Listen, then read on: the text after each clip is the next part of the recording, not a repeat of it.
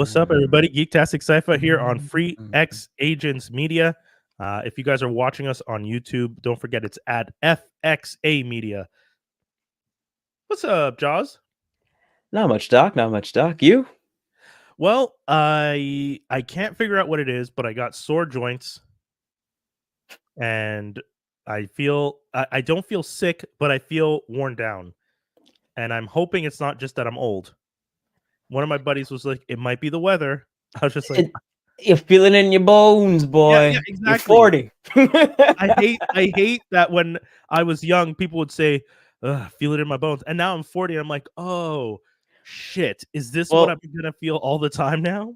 Well, I think it gets sped up. Like, suppose you broke something, like you broke a leg, you broke an arm or something. Then you notice that a little bit more. Like, oh, it's going to rain. Why? Feel it in that part that got broken. Like, it's just more sensitive. But I guess when you get older, you do start noticing it more. So yeah, like the temperature change, the drop, the fact that it gets cold and you haven't really, done anything to warm up your body or anything like that, then it's like, oh. And I know that most people tuning in are just like, do we have to start with old people talk? But I had to be honest. We got to be a downer somehow. I gotta tell y'all the truth. I love y'all for tuning in. I love y'all for participating every week. I ain't gonna lie to you though. I ain't gonna lie. I'm gonna tell y'all the truth. I remember one day I was trying out, like I have a standing desk here, but I don't use it as often. So I was just like, you know what? I'm going to try it out. I'm going to stand for 5 minutes and sit back down. Stand for 5 minutes, sit back down. And by the time I went to bed, like right before I went to bed, I was like, I got to go to bed now. Why? My knees hurt. I'm done. I don't want to screw this. I had worn out my knees. And I only had stand up like maybe 3 times the whole day. Jesus. Well, I was just like, no. Don't want. I will let you guys know it's all about pushing through your heels and pushing yourself straight up. That was the one thing when I had a trainer, he was always just about how to stand from seated position. It's really all about tighten the core, push through the knees so that push through the heels so that the knees and the leg don't feel as much pressure and you'll get used to it. And honestly, I do it all the time. I practice and it's a weird thing to have to retrain your body to do certain things. Like when I injured my knee the first time and I started going to physio, one of the things I had to do was learn how to walk on my heel strike when I walk. And my physiotherapist was just like, yeah, you have to heel strike when you walk. If not, it will never get better. The heel striking helps your knee because it keeps the knee straight the way you walk when you heel strike. And if you don't do that, your knee is bending, so it's taking some of the pressure and it's not going to heal. And I was like, oh, okay. And honestly, I had to I was in the Air Cadets when I was younger, and I literally had to march. Like I had to be like left, left, left, right, left. And in my head, it was like heel strike, heel strike, heel strike, heel strike, heel strike. And it took months of doing that before I started to do it naturally. And even now, sometimes I don't think I do it, but my knees are hurting less. That's good. That's good. Maybe I'm doing all right. Maybe I shouldn't complain too much. Old man Brian. But shout outs to the coworker that I was playing D&D this week with one of my coworkers. We have a office D&D session going now. We had our session 0. Oh. Yeah, it was a lot of fun. Session 0. My character is going to be a shadow monk tiefling. For anyone who knows what that is, what's up? Gang. If you don't, tieflings are like infernal demon. They're humans whose ancestors made deals with a demon at some point. They are more prone to the darkness, and I want my character to be able to like dip into the darkness and disappear. And that's my ultimate goal. I want to be able to like shadow move. Okay. So, I like did a whole bunch of research on like what do I need to do to make this character essentially Nightcrawler. That's right. Originally it was Batman. Originally it was Batman, but then it turned into I started like planning stuff and I realized, oh, this is more Nightcrawler. This is a tiefling. He's got a tail. He's got like. You're already a monk? I'm a monk. You're a monk. So how's your charisma? Your charisma through the roof? Dude, okay, I gotta tell you, so, this is gonna sound crazy. And if for anyone who knows, Nightcrawler is good with the ladies. Nightcrawler is good with the ladies. Yeah, I didn't realize how lucky I was. So for those of you who have ever played D&D, when you start off, you can do your character sheet, and this is something I just learned, so I'm probably going to butcher it if I'm not doing it properly. But when you have your character sheet, you can either distribute the number evenly amongst your attributes. Mm-hmm. And I think I'm saying that wrong, but so you have strength, dexterity, constitution, intelligence, wisdom, and charisma. Right. Those are the things that are on your sheet that affect all the other things that you have, like, animal handling, arcane, insight, perception, all that stuff. These are all things that when you're playing D&D, like, you're going to be asked to roll, and your bonus for those different things, strength, constitution, dexterity, will affect those rolls. So the way we did it was we got to roll. You had to roll your dice and drop one.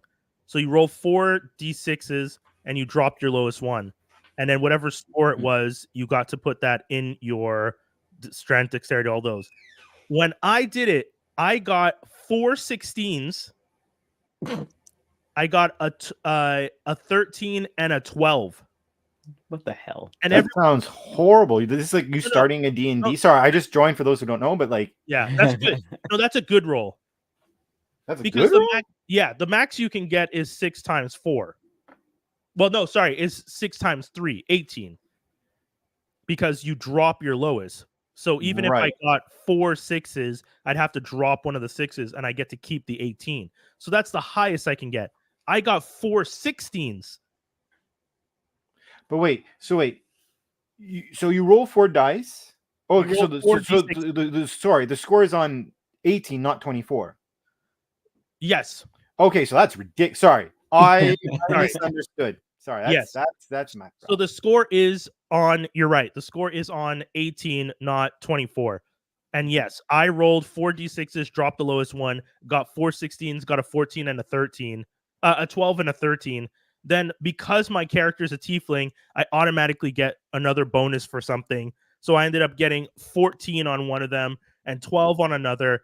And everyone at the table was just like, well, that's some bull. Like, that's not even. Yeah. They're just like, your character is starting off mad OP. Like, but that's awesome. Yeah, I'm really excited. Our first session is going to be in December. We're going to do one right before Christmas so we can try and, feel out how our characters interact, and we go from there. I'm really looking forward to it, though. I've never played live in person. I've always played with, shout outs to Frigimon. I've been playing digitally with him and his crew. We're the Sunday Wanderers. Oh, I thought you did that in person. No, that was always digital. I've never actually rolled dice for. Oh, it's cool. Right. It's cool. And that's the thing. When I did it for the first time, I got all those high rolls, and people were just like, what the hell? Yeah. So you did that. So that was like a meetup. You guys talked about it, said what your characters were. Okay. Yeah, Session Zero, which was a lot of fun. And I got new dice for it. So which type? If you mind me asking. I got just basic, like, blue and white ones. I don't know if people can see them if you guys are listening to this. You have the solid dark blue with white writing. Yeah, and then I have like Joker ones that like purple and purple and green ones that are kind of hard to see because of the light here. Yeah, again, his being solid because I have the purple and green one like you have. Oh, cool. Except for mine are transparent. Like, not transparent, but like like the you could see on the other side, but it's full of color. You know what I mean? Right. Like I have those. I call them like you said. I call them the Joker ones. I have green like that, and I have aqua, like an aqua blue, like the blue. I don't know if people see it, but kind of like a slightly more brighter blue than the one that's the face helmet in our thing. How often do you play D&D? Well, the thing is, basically what happened is like I was getting really amped for it. Like I was getting mad amped because basically what happened was I finally found like at least a few people who were like interested. And I had one friend who's like, oh, I haven't been a dungeon master in a really long time. And like, I like doing that as long as you guys plan them out, like, like it works. So I played maybe a few games with them on 2 different stories. Like one story was like a one and done because it's just because basically there wasn't enough people. It's like, well, fuck it, like we're just gonna do a side character, like choose new characters. If choose the same characters or side characters of your story, and we'll just like run and kill people or whatever. Murder hobo style. Basically, you know. And I got really into it. Like for me, my character, and I've always asked people, like, I hope that, like, I like the concept of my character. I'm like, you could like dumb me down if you want, but this has like always been the premise of the character that I want to start in a solid game, because we ultimately stopped playing because of COVID and no one wanted to do the digital thing. And then I kept on meeting people who, I kept on meeting people who liked playing D&D, but I was like, I don't mind playing online and just moving my camera so you could guys see me roll, and you know, when it's time or whatever, like I don't mind that, or however, you know, if they want to do, I understand people don't want to do the digital dice because it takes away from it to a certain degree. I've only ever played with digital dice, and I don't mind it. So it's not that it's a mind, it's just that there's a different feel when you're like shaking and you let go and you're like, oh, like you're like, I know I'm crap at rolling dice. I don't want to. Yeah, exactly. I've made some characters that were doo doo. Just that rolling. I got nothing.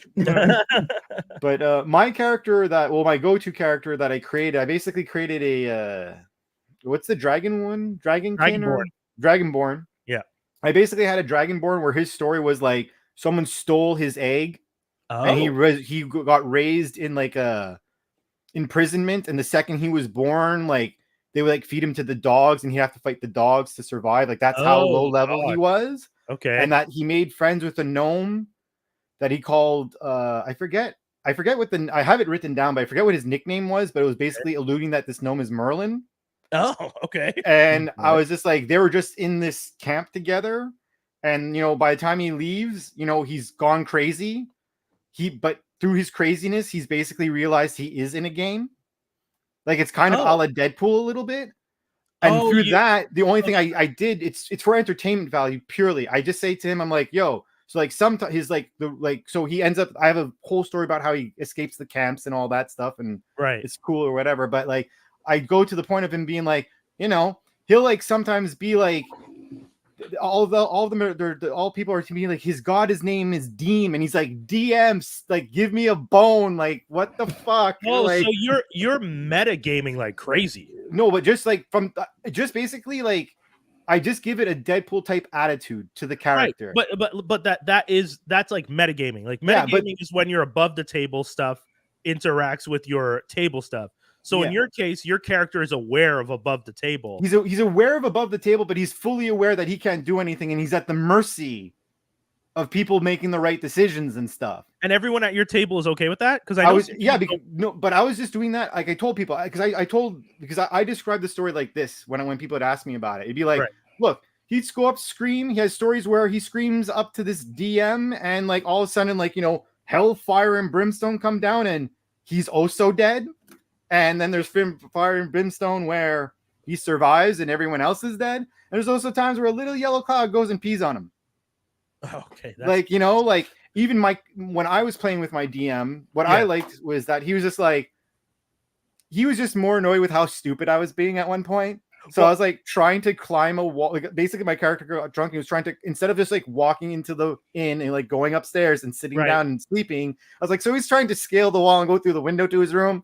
And he's like, makes me slip a bunch of times. And I was like, you know, and then he's like, an acorn falls, -1. Yeah, because your acorn falls too, 20 points. You're like, rolling for you're rolling for athleticism to see if you can scale a wall. Yeah. If your character doesn't have that high athleticism, then you're gonna fall. And you're just doing that over and over, which is probably like, why are you doing I was doing it more for the comedic factor. Like I told people, I mean, you don't have to, but like example, at the same time, later on while we were playing, we were fighting some demons or whatever, but then I realized, I'm like, yo, how tall are these guys based off of what you just said? He's like, oh, they're like the size of your foot. And I'm like, well, my guy runs back and does a soccer kick to one of these motherfuckers. And then he's like, roll for it. And he's like, I rolled a perfect 20. Oh, nice. So he's like, not only do you do that, but like you do like a bowling ball and like knock people, the other little ones away.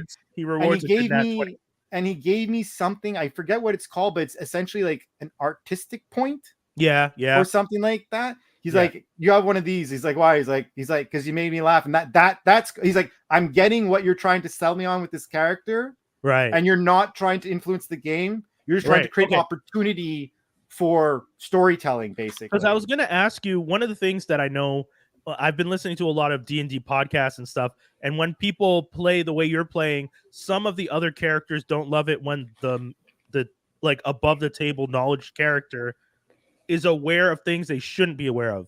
For example, does your character know the backstory of the characters without them ever telling him? No. Okay. No. He's like I said, he's just self-aware.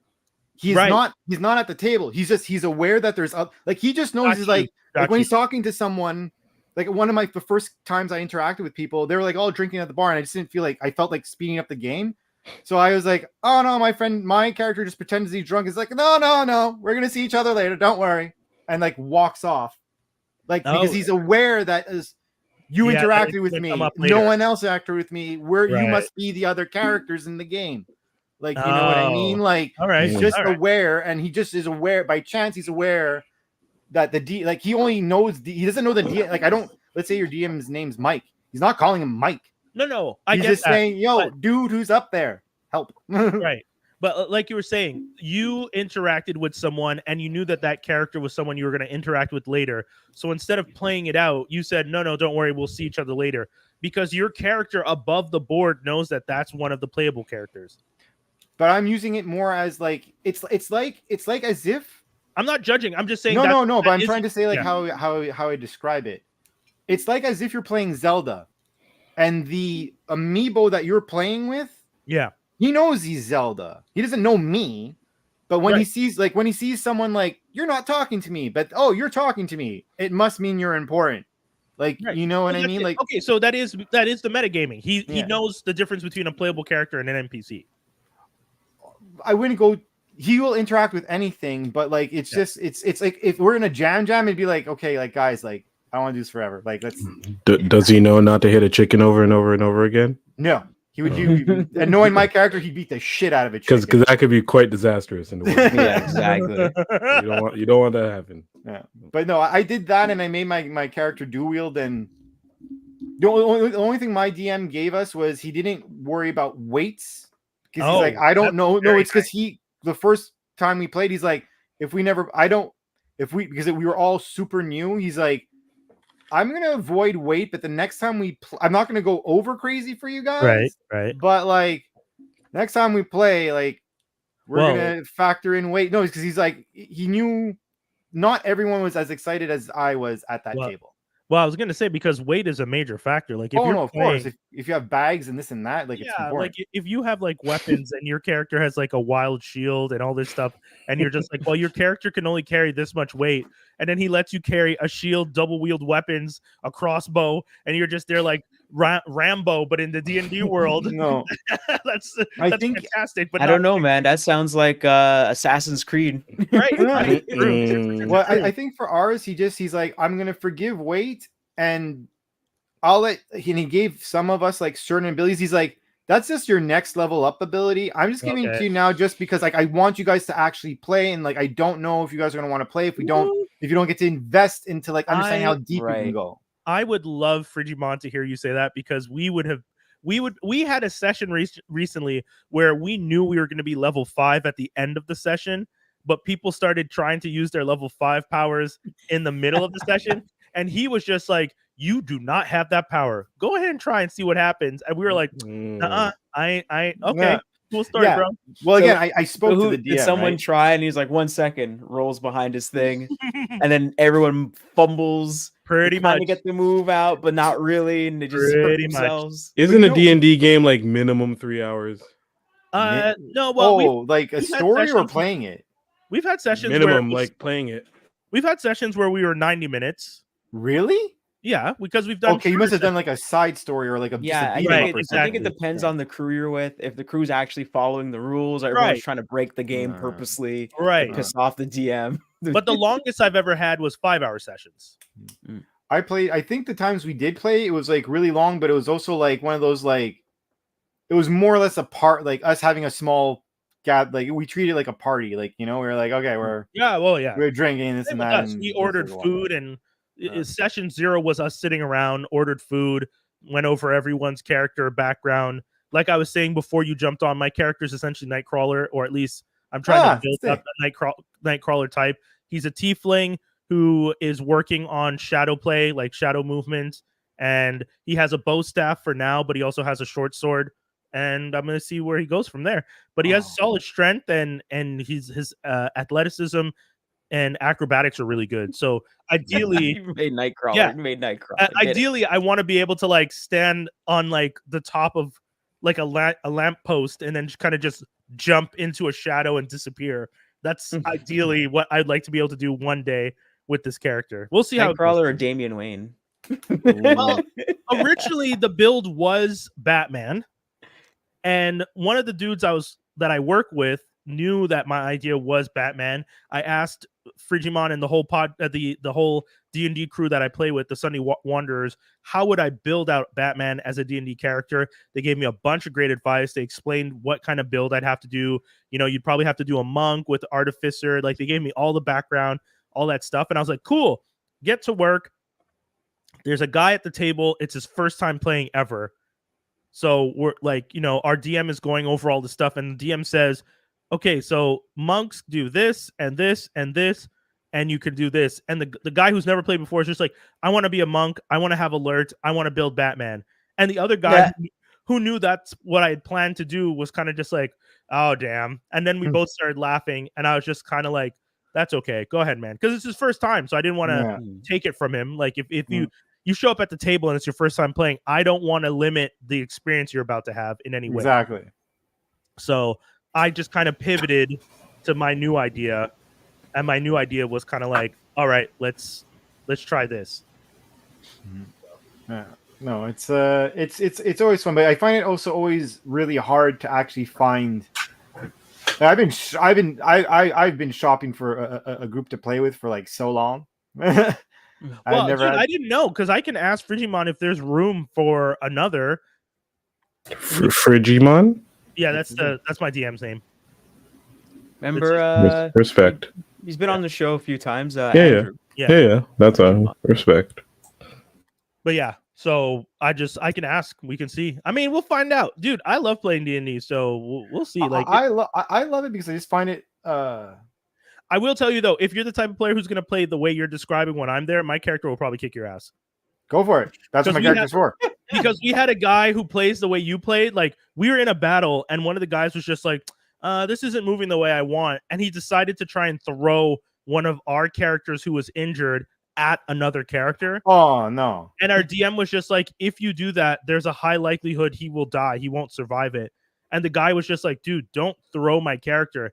And we're all telling him, don't throw the character. And he's just like, come on, it'll be funny. And we're just like, nah, dude, you're going to end up killing this guy. Like, we don't want to play with this character dead. And then he got mad when we told him we don't want one of our playable characters murdered by someone else. And he was just like, fine, whatever. And then he didn't come back. And I was just like, good, because no joke, I was planning to stab that dude next time. Like, my character is barbarian. My character is as big and as strong as him. And no joke, the next time we were going to play, my plan was, if that guy keeps acting like that, I was going to tell the DM, yo, next time we're in a battle, I want to shift this dude and kill him. I was going to. And then he quit. Well, I'm going to roll for initiative. Yeah. For bitches. If you remember that Key and Peele skit, it's like, oh, my cousin from California is here. And he's just like, you know, he's just a dude from the hood. And he's like, yeah, you could be whatever you want. He's like, okay, I want to find bitches. Well, you got to roll for that. He rolls. I got a 20. Yeah, like a nat 20. Yeah. We're supposed to go back to the adventure. No, but we're at the pub. We're at the pub having fun. Man. Yeah. Yeah, we've had times like there was one session where we just robbed the dude. Just robbed the guy's convenience store, and the cops came and we got away with it because we blinded the dude so he couldn't describe us to the cops. That's crazy. Terrible. Degenerates. Hashtag murder hobos. Terrible. We were doing it, man. It was a good session though. It's not often you get away with murder. Well, we didn't murder anybody, but we like left the guy blind in his shop. God. Hey man, sometimes you gotta survive on these mean streets in D&D. At one point, our DM was just like, "Hey, just a reminder, y'all have burned a lot of bridges." Yeah, nobody likes you. Yeah, you, and I was you are just like, bandits now. yeah, I was like, "What do you mean?" And then he like gave us a list of everyone we had wronged since we started playing, and we're like, "Ooh, we might have to stop doing that." Like we had really You are wanted in the kingdom, and not in a You good know? way. pretty much. There is a bounty on your head. It was pretty funny. It was really good though. I was really excited because I was just like, I didn't realize how bad it was. So now that we're in the biggest town and people don't like us, we're having to navigate in a whole new way. Because just How like, do you know that people don't like you? Just giving you the mad stink eye all the time? well, people are already not trusting in the town, right? Like in any game, when your character shows up and you're new and you're like a group of adventurers and people don't know you, but you start asking about stuff. Like we're asking about a certain guy, we're asking about some like jewelry that someone lost. Like we're asking a lot of questions around town, and everyone's kind of looking at us like, "Who y'all? Like, why are y'all walking around just acting like you know people?" So we started getting into situations. We almost got shot when we went into the merchant guild's office because we disrespected them. You're just out in these streets. Jeez. D&D, baby. It's a whole new life. Speaking of D&D, this one might as well be in D&D. Percy Jackson and the Olympians. The trailer just dropped. Well, this is the second trailer. Another Percy Jackson? Right. So, God. Yep, redoing it. they did 2 movies.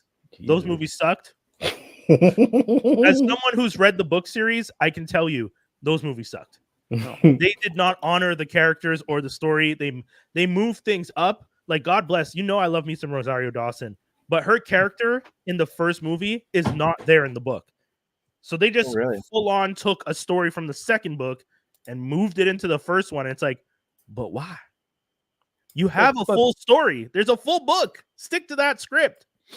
But Pierce Brosnan Brosnan's character is great. He's there, but for some reason they decided to throw in a bunch of other characters that didn't show up until the second book. Every time I hear Percy Jackson, I think Knights of the Zodiac, and I don't know why. What? Yeah, right. For no reason. I just think, completely Like left. the other side. I just think, hey, Percy. Let's go. Yeah, I mean, Don't you're know not why. wrong. Yeah, Percy I is mean, I named get after you. Perseus. I get where the headspace is at. Yeah. I Percy understand. Jackson and I ran. Nope, I don't know why. But That's Percy awesome. Jackson, Armor. what is that? What's it about? I know it's Percy adventure? Jackson. Yeah, Percy Jackson is just a story set in the mythology of Greek and Roman. Yeah, true. Sorry, you're right. Because the first series is only Greek. The second series is where you meet the Roman gods. Okay, so there's like a time and place of it. It's like it's not like current day or anything. No, like that. it's current day. It's current day. The Greek gods exist. Percy is a child of the gods. Zeus, Hades, and Poseidon agreed to not have any more children at some point. Put it in your pants. Yeah, Leave it in there. but Stop then it. Stop fucking. because Oh man, I'm Zeus. I'm gonna turn into this goose. Hey baby. How you every doing? time they had kids, their kids would end up like altering the entire world they live in. Yeah. So they were like, yo, y'all, they made an agreement, a pact between all three of them. Y'all can't have no more kids. And then in the like, you get to modern day and you find out that Percy is the son of one of those three gods and is essentially wanted for the fact that he's proof that the gods didn't keep the agreement. No. And then so he ends up like, there's like a whole bunch of stuff that happens. He has like a cool sidekick that's what are they called? Fawn? Yes, But thank you. But is he like hunted? Yeah. Well, to be honest, all the demigods are hunted, but he is more specifically because he is the child of the big three, one of the big three. So it's like for being born. Yeah. Yeah. The whole movie's a who's done it, like Jerry Springer. Yeah. Like, So you are not the father. Zeus backflips. No, I mean you find out you find out dancing. That's the title. Zeus, you are not the father. Zeus backflips. You find out early on who the father is, and then he gets sent on a quest, which is why I referenced it to D&D, because he gets sent on a quest to find something that was stolen, and then that's the whole story. You were That's not the first the one. father. What? Yeah. So the first book series is about Percy specifically. The second book series is about the Roman side of things, where you meet the Roman gods. and one of their kids, and there's like a whole crossover between Percy. Then there's also the Kane Chronicles, which is a book series about the Egyptian gods, and that one I also really liked. Oh, okay. And then later on, there's the Midgard series, which is the Norse mythology. And now there's also a story set in African American lore, which is cool. They're not all written by the same guy, though, Skinny. He just... yeah, no, it's not a white dude writing about African lore. I saw your face. I was like, no, I get it.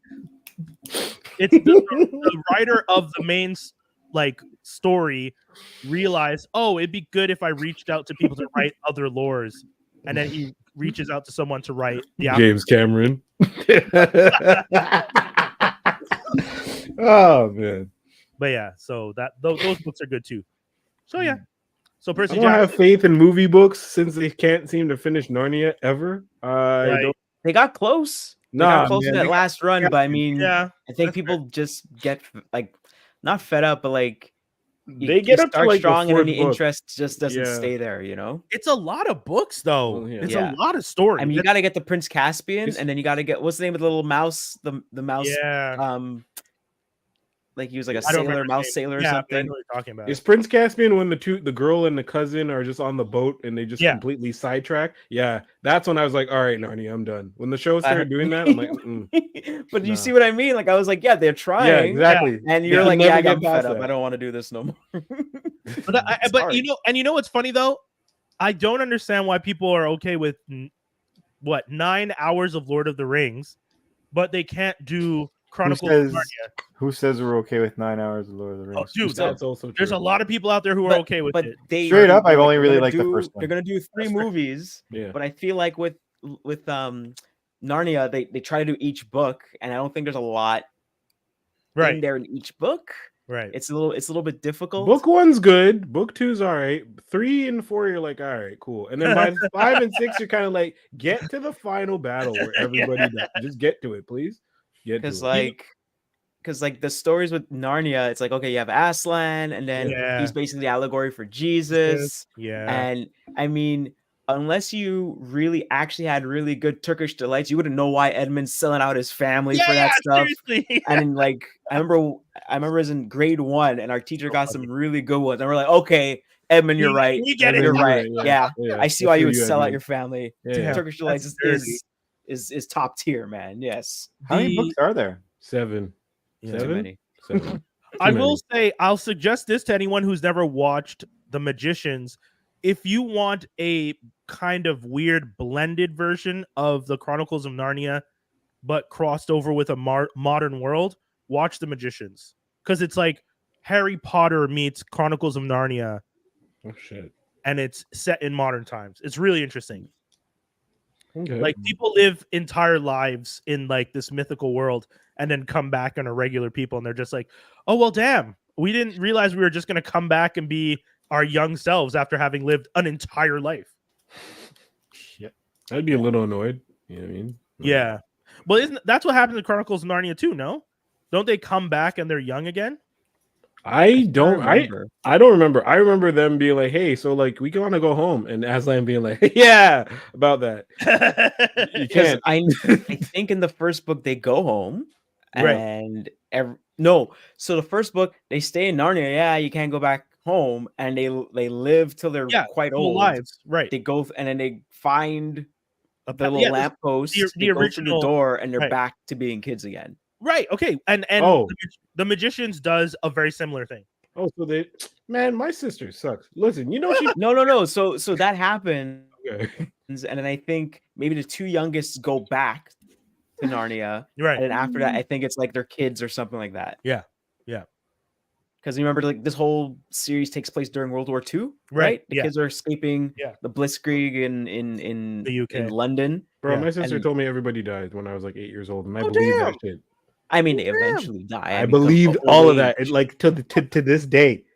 Why did she throw that? Why she threw out everything? She My just said, sister's the type of girl that would know that I'm afraid of Thriller, and then just so I wouldn't come in the basement to hang out with her and her friends, would just put the Wild Michael Jackson Thriller magazine at the base of the stairs. So like if I go down, it's just terror. Like that. We watching Thriller. Damn.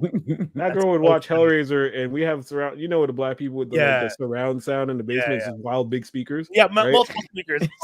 multiple big speakers for no reason. Surround sound, black people style, right? Now there's a sound system. Yeah. And now you have kids. You have to repurpose it. My dad's 12-channel mixer, all sorts, throws that thing up, blasting it, watching Hellraiser, and I'm like 8. Oh God. And I'm like, what's going on now? All sorts of scarred, bro. Scarred. Don't feel too bad. I remember I was on a trip to New York on a, like a, I guess someone like, you remember back in the day, people would have trips to New York and would rent the bus and you pay and all that. Yeah. You had no business being on that bus with 7 other strangers. Yeah. So basically on that bus, it was like, everyone kind of knew each other. They throw on Misery. So that's how I saw Misery for the first time on VHS on the bus. I'm like, what's going on? Oh no. And I think another bus ride down watching what was it called? The Silence of the Lambs. Silence of the Lambs. That was it. Did they remember there was a child on the bus? Or I mean, I'm like, oh, he's asleep. It's late. I'm just like, just around the same time as me as a kid going to New York, and my cousins have HBO, so I'm watching Def Comedy Jams. I'm staying up late underneath the bed watching it, giggling to myself, trying to not be loud, but I'm laughing mad loud. Wild. All right. Good times. This is I love that. That is so crazy. Speaking of magic and repurposing sound systems, we got the American Society of Magical Negros. I cannot wait for this movie. And I said David Alan Grier. I said that like JFK. He's an all-star. I said it like JFK because them are the ones who benefit from magical Negros. That's the actual title. Like they got away with that. The American Society of Magical Negros is a movie about the secret society of magical Negros. I was about to say, like, there's not really much to give away with that. You know what you came here for. David Alan Grier. Black people in this movie. Well, dude, for as long as we have been watching movies, they have had black people be Bagger Vance, dude from Green Mile, all these movies where black people are there to help the white people with some sort of like spiritual guidance and extra points if they tie it in though. Right. Well, they have Green Mile dude in here and they're like, oh, he's an agent of us or something. Hey. Well, he passed, but well, right, like you're good. They're definitely going to have the references to all of it. I'm sure they're going to make fun of it because, and on top of that, a lot of people discuss how the magical Negro has changed into the sassy black friend, which is the the next generation of it. So there's going to be a lot of that friend also has all the answers for some reason. Right. Like they are the guidance. Well, that's it. If the story's not set in a magical way, the character is just randomly very wise and spiritual. And when it's one with a white girl who needs a sassy black friend to help remind her, girl, you don't need that man. He cheated on you. That's when you get the like female version with the downgraded magical Negro aspect. So there have been major conversations about this, and now they're making the movie. So I am very excited because I never understood that like sassy black girl that was overly comfortable being the sassy black girl in the most like wicker basket white town in fucking Wisconsin. Right. I never got that. Like, where'd you even find your sassy? First of all, you know the direction they were given all the time. Right. Be black. Be blacker. Yep. Be more. We mean they don't like you. Be blacker. But dad. People don't know that you're black. Be more black. Yeah. Like really? When they look at you on screen, you kind of pass. We need you to really black it up. What was that show, First Blood, that somehow depicted only 2 black people in all of a town in New Orleans? One was like the sister who kept getting fucked up every 2 days, and a brother Lafayette who just happened to be the gay magical black man who's literally gay and magical. It was kind of True Blood. Yeah. I don't think that's not New Orleans, but it is like some town. Louisiana, around there. Yeah. Craziness. Yeah. I want to see this movie. Yeah, I look forward to it. I can't wait. I'm buying my tickets day one. And it's coming out on a magical day. Yeah. It's my birthday. I just saw that. I just finished seeing the trailer in the background. Like, sounds be my birthday. See, the magical black Negroes continue to support the white man. They got you a gift. Dave. That wasn't the what. They that got was you. This movie's gonna get so criticized, and then when someone's gonna come out with like, "Oh yeah, can you Negro in their movie?" Fine, cracker. Like they're gonna telling you there's gonna be some sort of counter to this movie's title. There's a restaurant called Cracker Barrel. No one's complaining. Yeah, this is already done. It's like you're not. I remember a really good point someone made was like, "Oh, well, how would you feel if we made a movie with only white people in it and blah blah blah? Where's our movie?" And it's like they did make a movie. It's called The Northman, and none of y'all saw it. Yeah, and that's just a good movie. Like it's actually though. Crazy, weird, and good. Y'all have been No Country for Old Men is prominently white characters for like 20 years, so it's not. I don't know. You have Javier Bardem in there, and then you got like scatterings of like Mexicans that just get blown away. Oh yeah, that's true. Okay, true. It's a mix. It's a remix. Yeah. I don't know if we could call it a mix when all the people of color just get murdered or are murdered. Except Javier Bardem, but he's just like the murder one. Right, that's what I'm saying. Like it's not like when you watch some of these movies and you're just like, oh, there's black people in it. Oh, all the black people are killed and the black guy is the murderer. Well, that's a problematic issue also. Oh my god. We got Justice League Crisis. I don't know, guys. Crisis on Infinite Earths. They're doing a trilogy again. We did. Y'all did this already. You don't need to do it again. Just chill on them looking like Archer. I'm just all right. Yeah, that's what I was about to say. I'm not a fan of the story arc. It's not that it's not a bad story arc, but it's been done so many times in so many different ways. I have no care for Crisis, and mind you, the worst of the Crisis would be Arrow. Go fuck you, CW. And that's a little plug. And again, Archer. I don't want my characters to look like Archer. Like, why? Real quick though, I think you guys have to accept it though. They're not getting rid of these because they've done multiple films. And they understood. But from the trailer, did you see? Like, I'm just gonna say this as a jump, and I hope you all see this. But from this Crisis, you see what happened to Batman and what he got attacked by.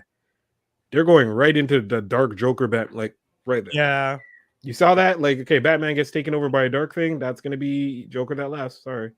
Do that. Yeah, I mean, I feel like they're fast forwarding things to try and catch up to modern stories because they think that's what people want to see. I don't think that's what people want to see. I think you could sell more back catalog if you make that catalog seem interesting. And Crisis on Infinite Earths with George Perez art is one of the most popular classic stories that they've ever done. So to skip over that to try and jump to this metal, whatever, it seems weird to me. But DC, you do you. You guys seem to know what's up.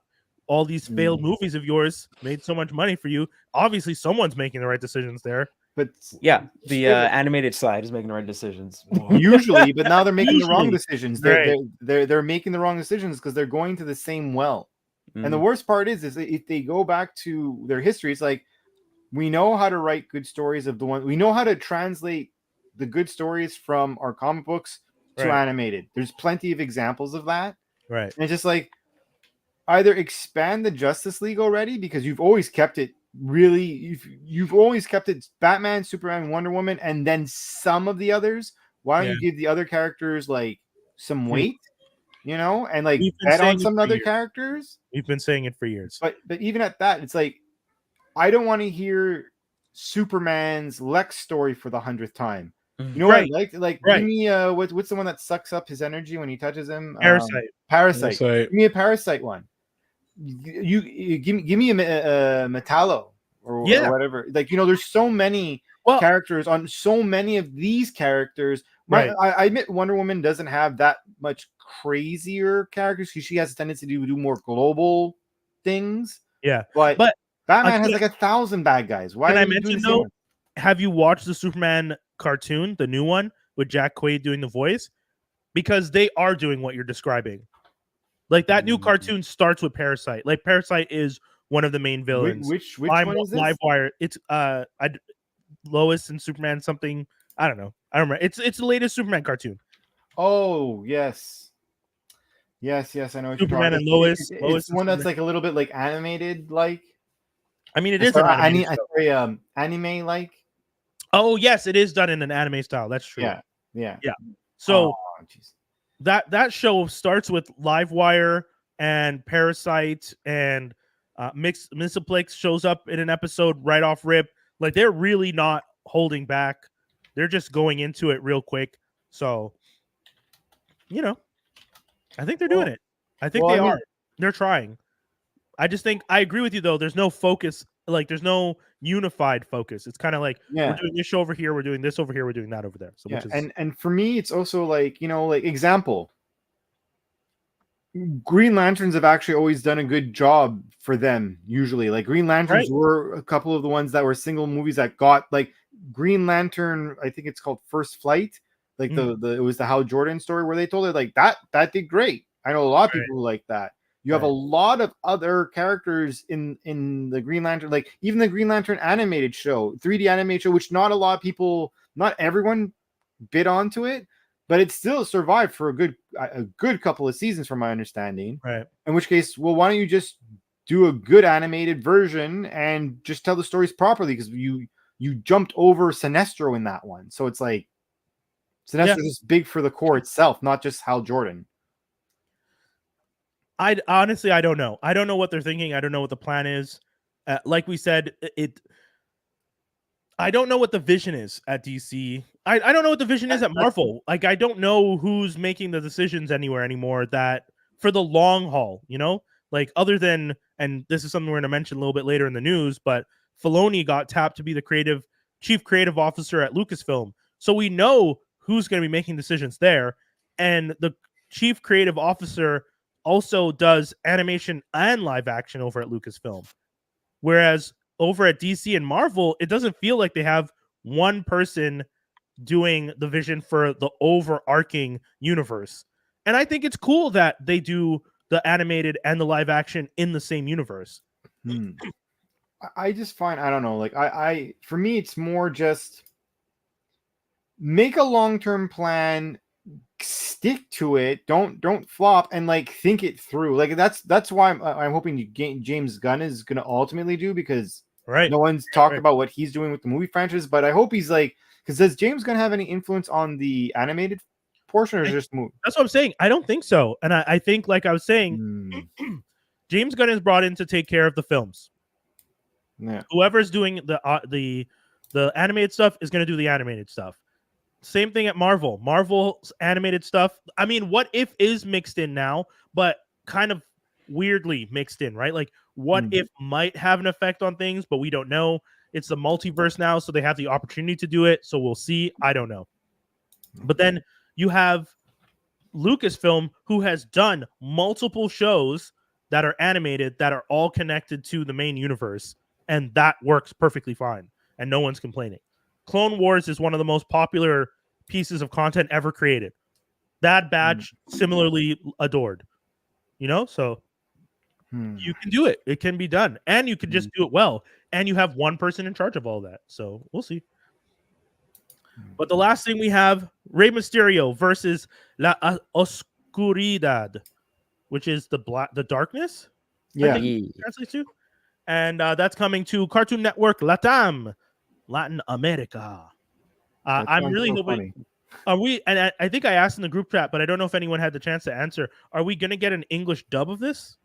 I don't know. I would say maybe not. Maybe if it's, I feel like it's definitely made for the Latino market, just because Ray is the best. Right. Short King, original Short King, yeah. just doing all the crazy stuff. Yeah. Dragon, Giant Slayer, Ray. You know, so I'm really happy. I think they announced this like in 2021, and then it's finally we're finally seeing animation of it. So I hope it's good. I'm sure people are gonna watch it, fan sub it, get it out there and everything. So yeah, I'm down. I think it's cool. I mean, what you sent, the trailer looks really cool. The animation, the energy, and just as wrestling fans, you kind of always want something cool and new. And I guess this has to be WWE affiliated, or does he own the rights to his character? Or I got a license thing. It was they did probably have to get, because either WWE or, if anything, I think Rey Mysterio owns his own likeness.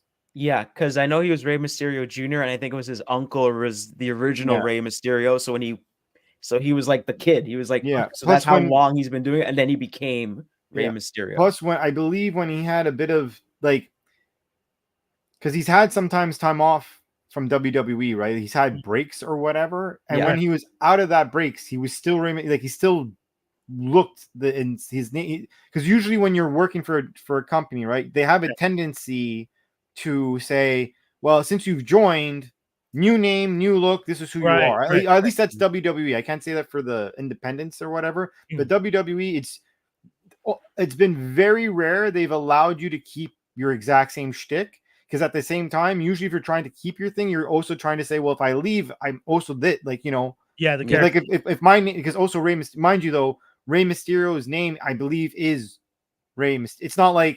It's not like Hulk Hogan, which is really Terry, whatever his name is. You know what I mean? I think Rey Mysterio is like a family trademark kind of thing. Cool. Because I know when he was in WCW, he was junior, and then maybe I think a little bit later on he became not junior. So I'm assuming that he owns that actual trademark. Yeah, exactly. Well, I mean, kudos to him. I look forward to the show. Hopefully with subs, maybe some dubs. No, like I would love to watch it in Spanish, but my Spanish is not good enough, so I know I'll be missing out on some dope lines because the character seems kind of like he's being funny and stuff. At least from what I saw, it almost felt a little Spider-Man-esque. Yes. So I didn't want to say that because I don't know the character that well. I don't know if the character kind of has that type of quip, kind of fast reaction type thing in his wrestling. He had a color scheme that was very similar to Spider-Man, and I like the intro with him, and he takes off the mask. I'm like, why is he taking it off? And then it's another mask. Yeah, that was funny. Because luchadors take it very serious. Yeah. If you get tripped off, it's like you're unmasking them is like a major loss, right? Like they lose and. Okay. Well, it's also a way to get major heat. Like there's been times where people would like grab and just like rip open the mask type thing. Oh wow. So that there's been story arcs where because of that the person's trying to cover their face and then like they win the match because they're so busy trying to cover their face. Right. Pin them the other person pins them. Okay. Or what have you there. So there's been a lot of craziness. All right. We got some View the Right Thing stuff. I'll go super quick with mine. Monarch Legacy of Monsters is available on Apple TV Plus. I've been checking it out. The first 2 or 3 episodes are out. It is a story set in the Lion Gate, Godzilla, Skull Island, King Kong universe with Monarch. I don't know if you guys remember Monarch is that company that was kind of there collecting samples and like, you know, those company or a government thing, like a secret government. They're not governments. It's like a private thing. I don't know. You know how these secret organizations work. They're probably getting government funded, but the government doesn't want to acknowledge their existence. And then after like 20, 30 years, no one even knows they're funding them because it's all paid through shell companies. Guess what, guys? This is the real world, by the way. This isn't even just a TV show. There's a good chance your money pays for things you don't know about. And even the governments are like, what is this budget line for $7 million that we keep sending over here? Anyways, whole other subject. But the show, you know, it's kind of fun because Wyatt and Kurt Russell are both in it. Wyatt plays Kurt Russell in the past, the character, which was a lot of fun to watch. The show. Yeah. So seeing Wyatt Russell kind of embody the swagger his dad had when he was younger was really fun.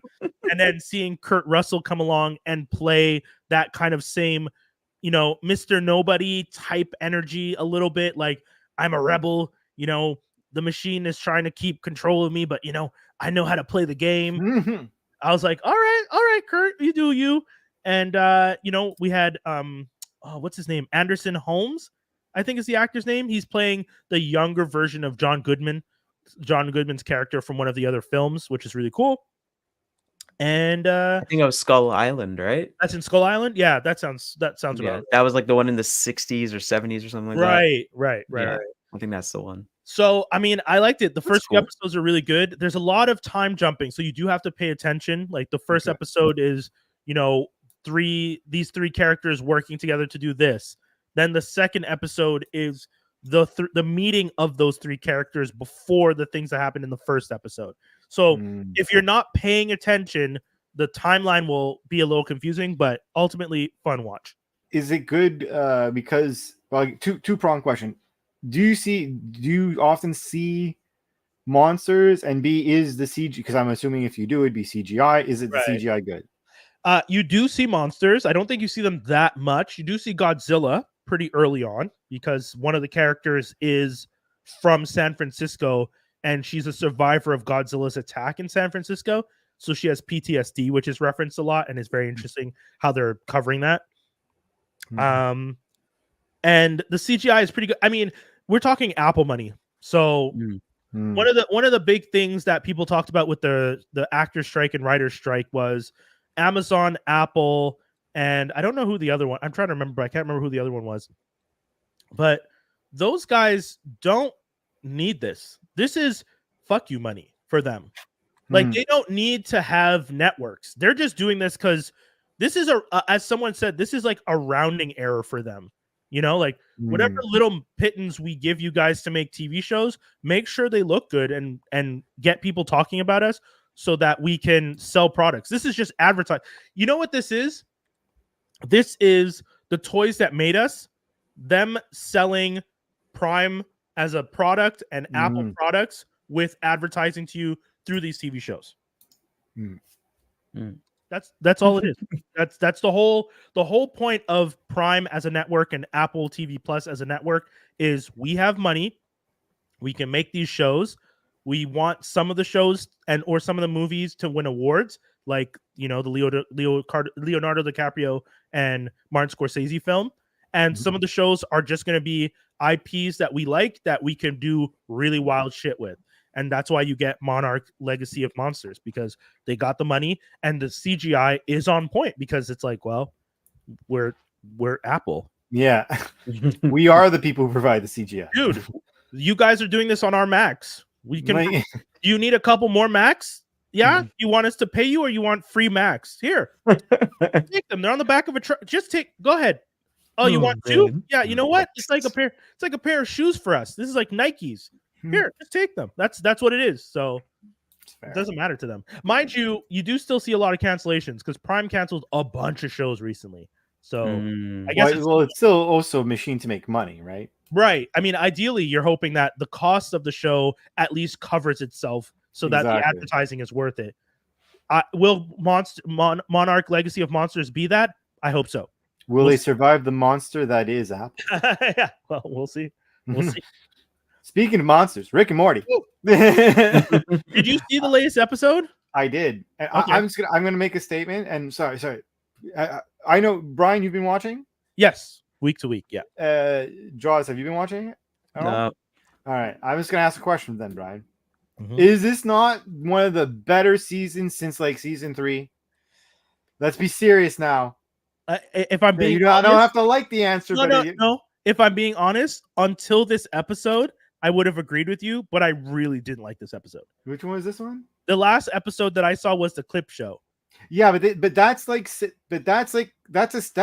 staple that they always do. That's like the Simpsons Halloween horror. Exactly. So it's not that it's a throwaway episode, but it's a hit or miss episode. So yeah, take away the tradition for 2 seconds. Well, wait, hold on. No. Let's be serious, because it's a tradition, and we already said that it's like if it's like Can I ask Jaws a question? Sure. Can I ask Jaws a question?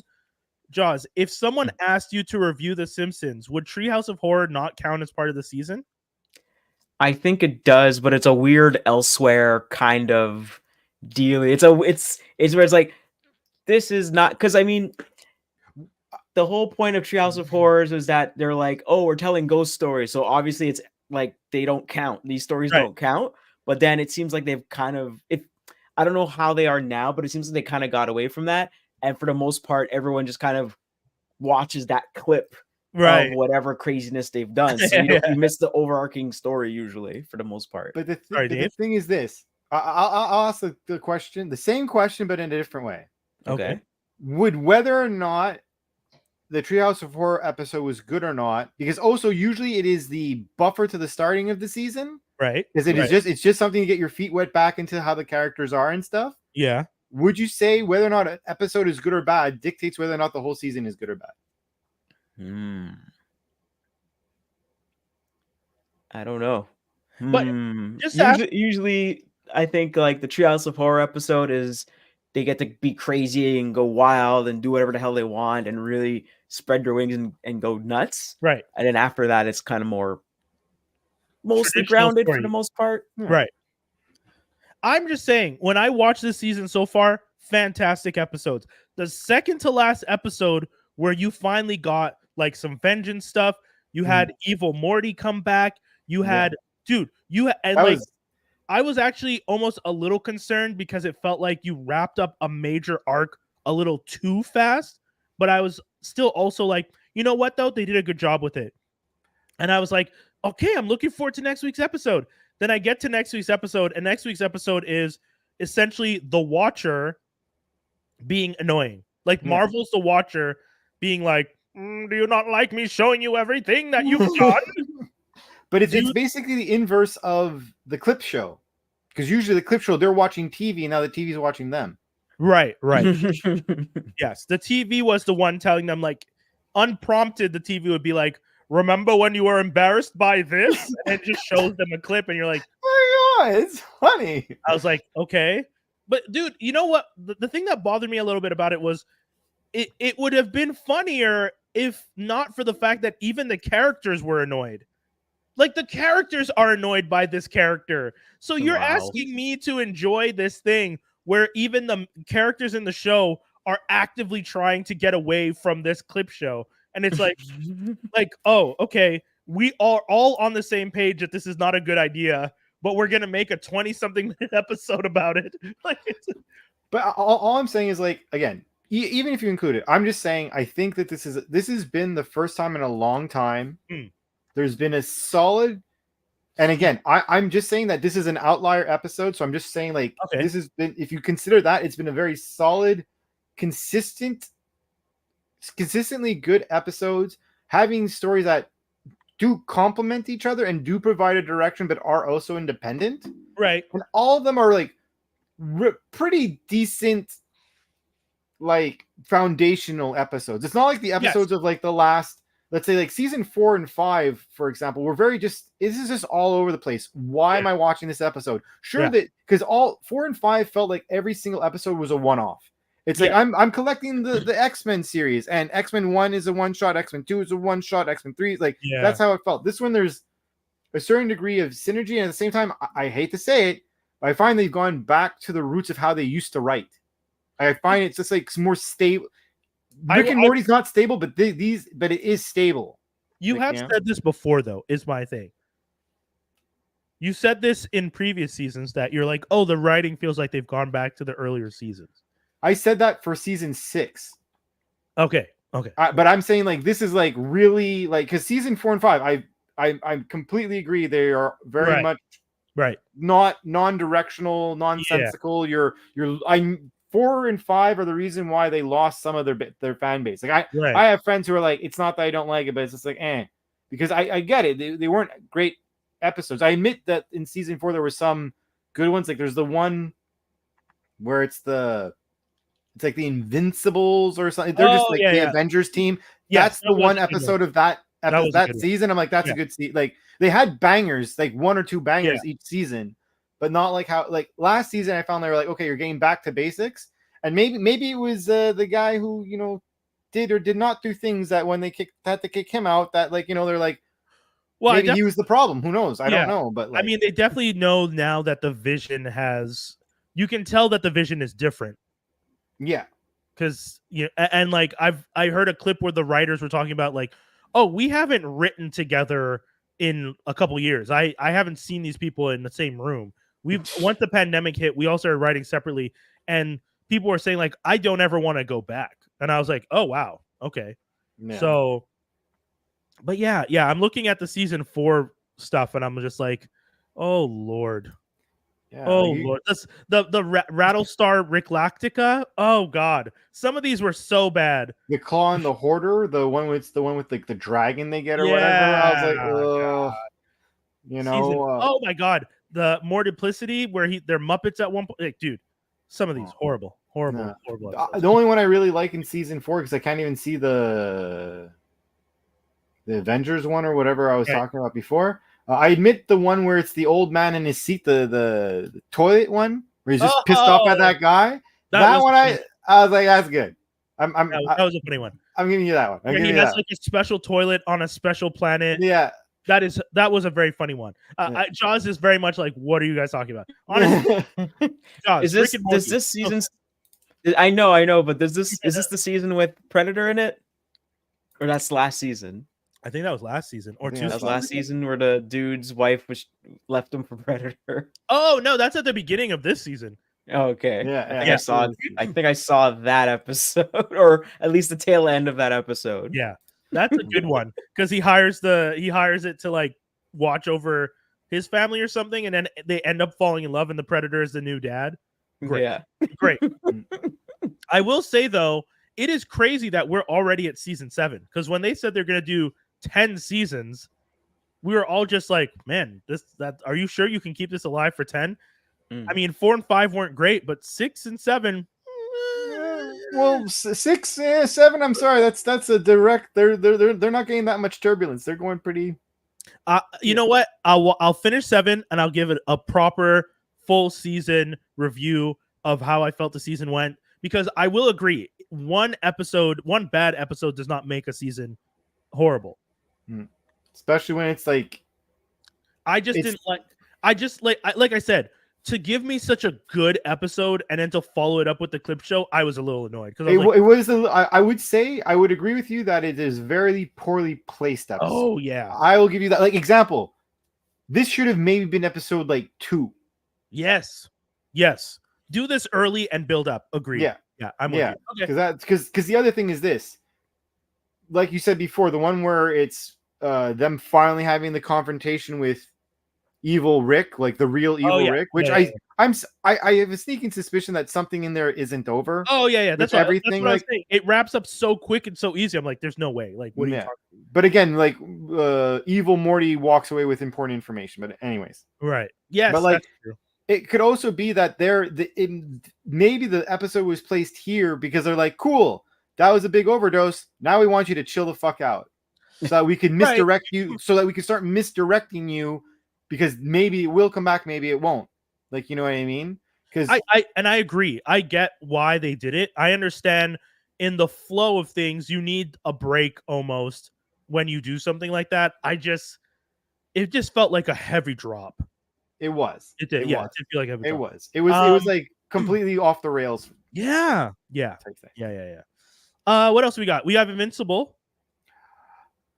Is it accurate? I'm asking you guys. I don't know if John, if you want, it's been a while since I last read Invincible, so I couldn't. Because I would assume it is accurate. I mean, it is. They are finding a good way to balance what the original comic book did and what they've already adjusted and how to move forward with it. Yeah, like Amber as the girlfriend, she doesn't know he's invincible at graduation, whereas in this show, it's just like Amber is aware and is like covering for him too. You know, like they're skipping some stuff ahead. They're pulling back on some things. They also balanced out Amber a lot this season because last season she got a lot of hate as a character because I don't know if you remember, but last season she was being unreasonable. Like, like there's people dying. Yeah, but you're not on my date. Like it didn't make any sense. Yeah, dude. Jaws, I'm telling you, when you watch the show and she's getting mad with him because he's off saving lives, and then you find out that she's figured out he's invincible. She's just like, yeah, it's not that hard to figure out. And he's just like, wait, you know? And she's like, yeah. And in my head, I was like, she knows he's trying to save lives, and you're still mad at him? I was like, this is bad writing. Maybe that's kind of similar to like early Spider-Man. Like, even though if he did have a girlfriend or something, like they wouldn't figure it out. But it's like, why are you late for my date? And then he would pat it down. Again, I understand if someone doesn't know, but once you know he's saving lives, you can't be mad that he didn't show up for your date. Your date is not more important than lives. I think they still have to show her being mad, and then maybe later on she's like, okay, wait, hold on, I'm being unreasonable. I don't know. There's a difference between being upset and being mad. Yes, hit him. Like that's all I'm saying, because like you could be disappointed, you could be very upset, and you could be like, you owe me one. But she wasn't treating him like from a teenager. No, but like I'm talking about, she's like a lot from a good writer. That's the problem. Because it was almost like every time, we're gonna break up unless you change. And you're like, yo, like I don't want to be mean, but like you're crying wolf, and like this guy's a stud, and he knows he's a stud. He likes you. So stop being a dick about it. Like the idea that and again, I get it. You can be upset. I think Dave really hit the nail on the head. I can be upset that someone didn't make it.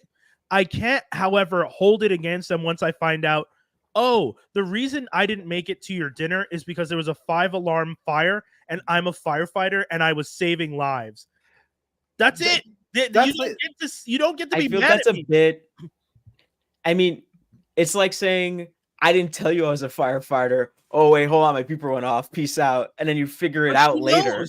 No, but how about this? She How She about already this? knows, knew by but the I'm time. saying she knew going in or she didn't know. She didn't know going in, but she does know by the time she's getting mad at him. Yeah. Okay. Because to me, it's more like, it's like as if, oh, I'm late for our date. Why are you late for your date? Well, actually, there was an accident on the highway and I had to help someone to get to the Right, hospital. Yeah. You're an asshole.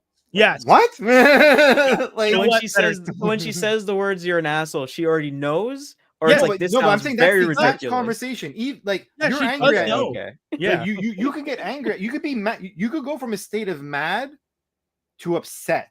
Yeah. But to be from mad to then being told, or even worse, figuring out on your own, so you could actually reflect about it before you interact with this person, and you're still equally, if not boiling over the ocean, even more. What the fuck?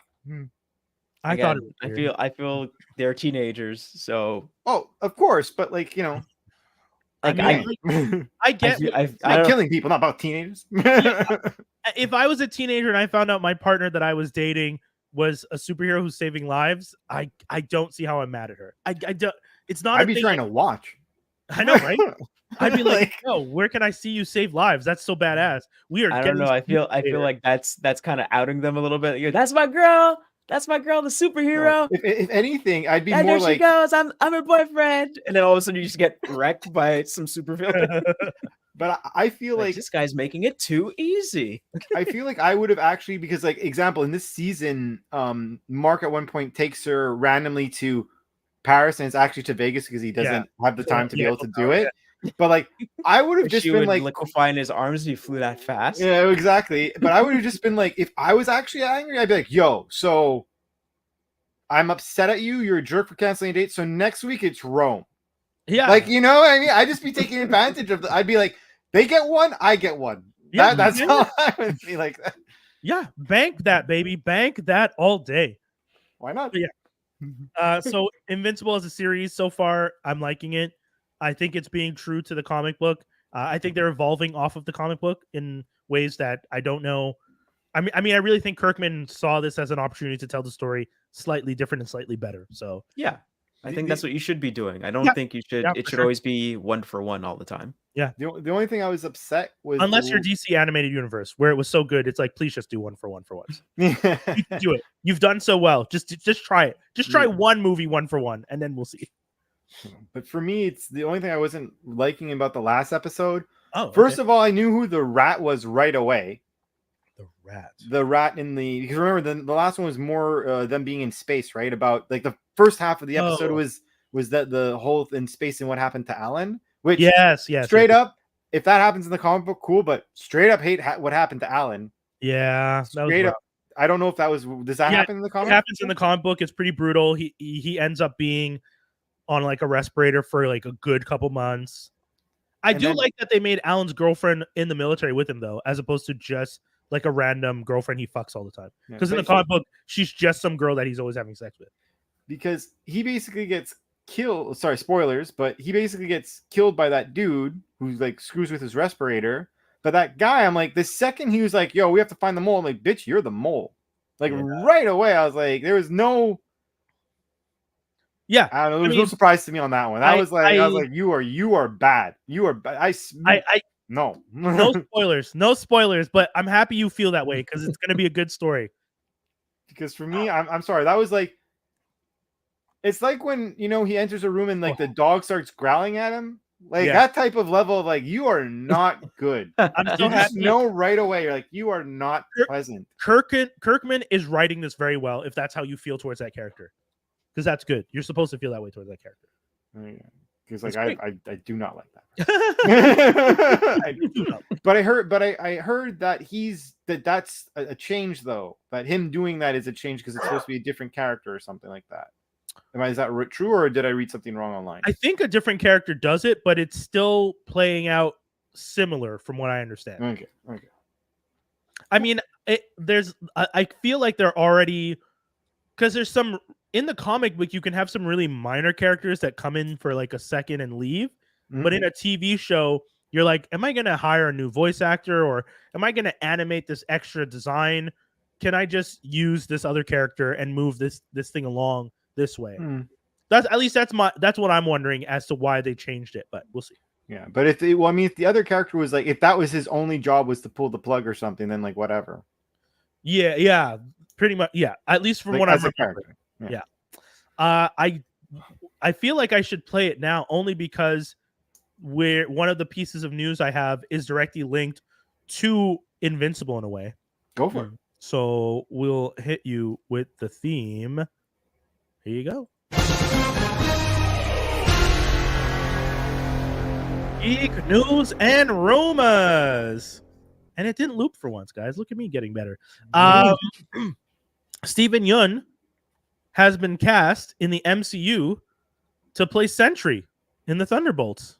Yeah. David Finch, the comic book artist, spilled the beans in an interview. The Walking Dead creator during an interview with comic book artist David Finch, the Walking Dead creator Robert Kirkman spilled the beans on who Yeun will be playing. My good friend Steven Yeun is playing the Sentry in a movie, he revealed. In a movie. That's super bold. Be curious how angry Marvel is about that.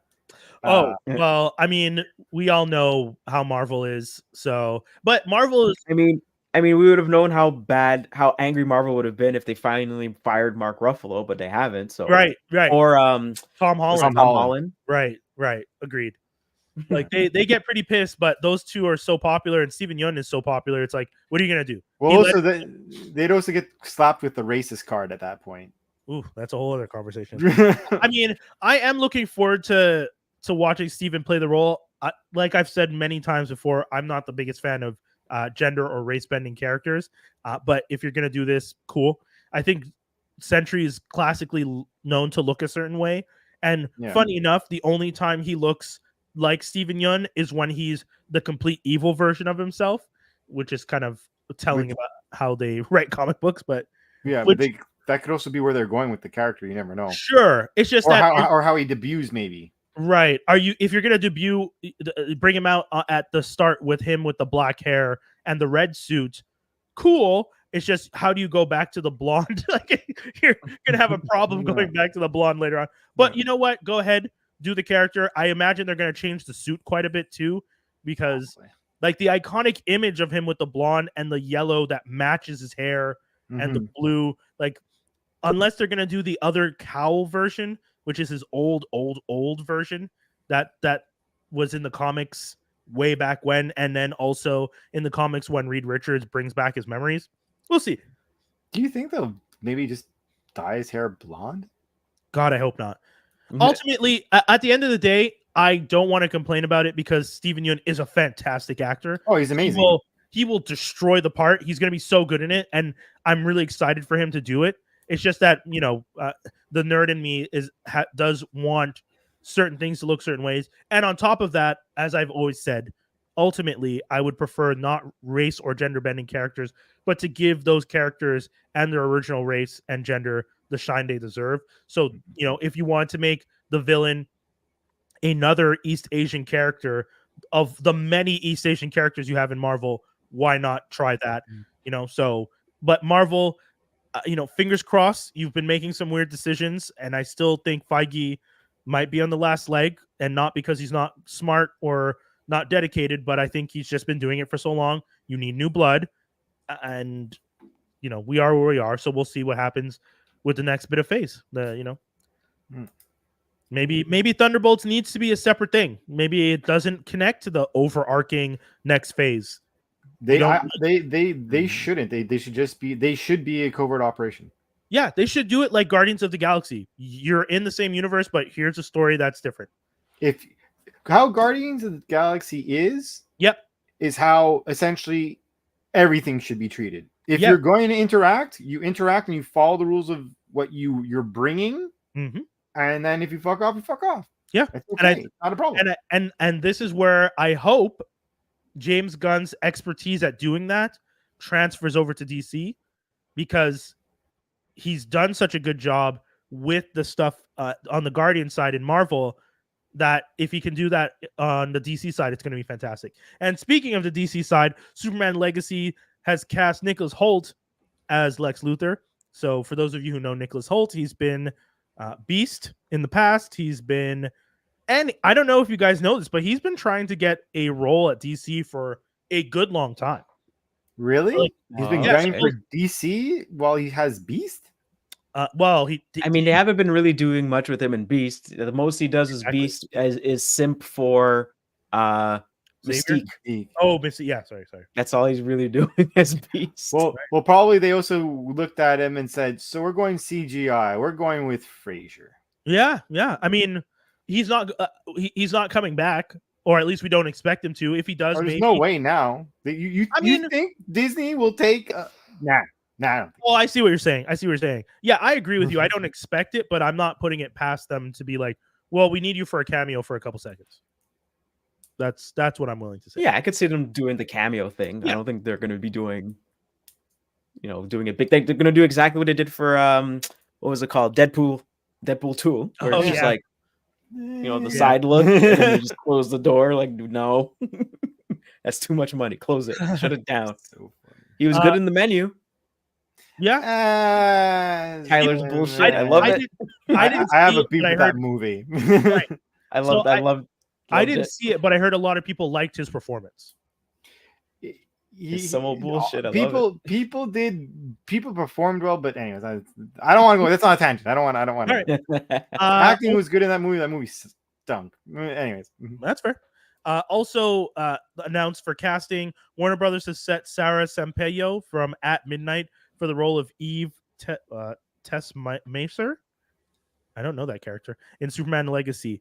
They also cast, and I'm trying to find his name, Skylar Gisondo, who some of you might recognize as the son from, oh man, what's that show with John Goodman with the church? The Righteous Gemstones. Oh, okay. Yeah. So he plays the son on the Righteous Gemstones, or at least I guess John Goodman's grandson on the show, but he plays the eldest son on the Righteous Gemstones. So yeah, those are two. He's playing Jimmy Olsen. Oh, okay. Which is pretty crazy. Jimmy Olsen, not black for once.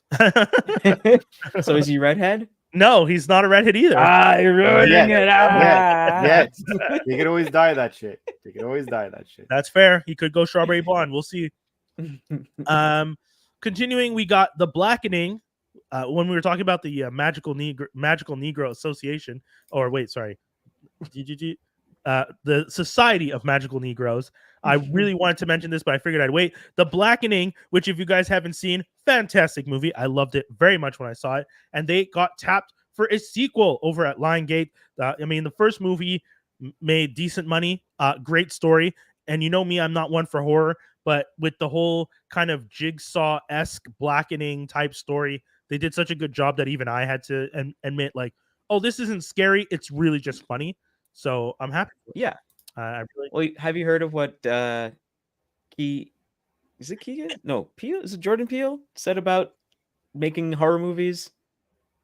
He basically said it's very similar to making comedy. Oh yeah, for some reason, horror is funny to him. So if it makes him laugh, he's like, okay, keep going in that direction. I'm like, dear Lord, man. Everyone's like, what the hell's wrong with your brain? But I do see what he means, though. I do. Yeah, for sure. I do get it. Yeah. Like sometimes when you're watching a comedy and you're like, oh, you're going over the top, but then it gets funny again. It's the same way that when you're watching a horror, it's just like, oh God, that murder's over the top. And then they keep going. You're like, horror is dark. Horror is dark.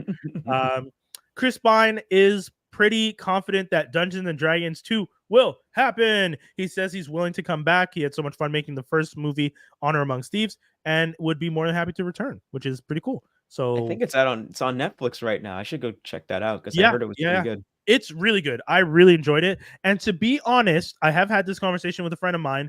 We both agree it's the type of movie that does not need a sequel. If you did one and done, no one would complain. But if you want to try and revisit that universe, we'd be happy to see you try it. Hopefully successfully. But you being, because I haven't seen the movie yet, actually, the original, the first. you being a Dungeons and Dragons fan, Yeah. is it? Because Is again, it you're true to the is it true to it? Because like obviously you're not gonna have people rolling things, but like how the environment is and stuff. Oh, dude, there are scenes where what's her name? The girl from the Fast and Furious. Rodriguez? Yeah, Rodriguez. Michelle Rodriguez. No, is that Michelle Rodriguez? Yeah, I think I know. so. Yeah. Yeah, She's the it's definitely Rodriguez. Yeah, she's a barbarian, and Yeah. there's times where she rages in the movie. Like, you know, like she like rages and like goes crazy. There's a time where her weapon. Yep, Michelle Rodriguez. Yeah. Okay. Thanks. There's a time where her axe gets upgraded because it accidentally goes through lava or like not lava, but like a smith's fire, and Mhm. like when Some it kind of pulls fire. out. Sorry. Like fire, some kind of fire or But something. like the molted molten the liquid molten metal. Yeah, But she like splashes through it by accident, but then her axe gets like it cools immediately, and it like sharpens the blade and has like this cool design, and you're like, oh, cool, weapon upgrade. Like there's a bunch of like D&D stuff.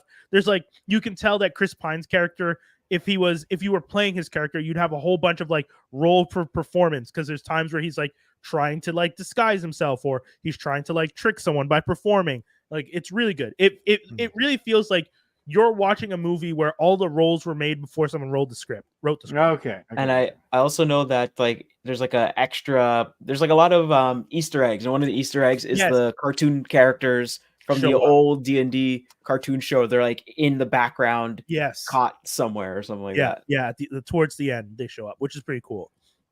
So that's all the new stuff. We have some rumor stuff. Jenna Ortega looking to leave the Scream franchise after Melissa Barrera let go over social media posts in support of a free Palestine. So Melissa Barrera plays Jenna Ortega's sister in the films, the Scream franchise, and posted on her social media in support of Palestine and was then fired. Jenna Ortega the next day asked to break her contract. Now, the spin in Hollywood is the reason she's trying to get out of the Scream franchise is it conflicts with her filming the Wednesday series. Everyone and their cousin is going, wink, wink. Yes, her conflict all of a sudden is causing that she can't do this major movie franchise that she's essentially helping bring back from the ashes. So do with that what you will. Maybe she really is just trying to film Wednesday and doesn't have the time for the Scream franchise now that her sister's gone. Or take into consideration, she might just have a different mindset than the studio. She might just feel that firing that actress was not the right decision, and she no longer wants to work with them. We don't know. We're just telling you the facts. Scream has a lot of running. Wednesday does not. Right? a lot of cardio in one show. Yeah, in Wednesday one project. Move specifically like that. Well, you say that, but those dance moves, she had to be limber. But just that one dance move, as opposed to running away from somebody. Yeah, throughout an entire 2-hour movie. Done doubles, bro.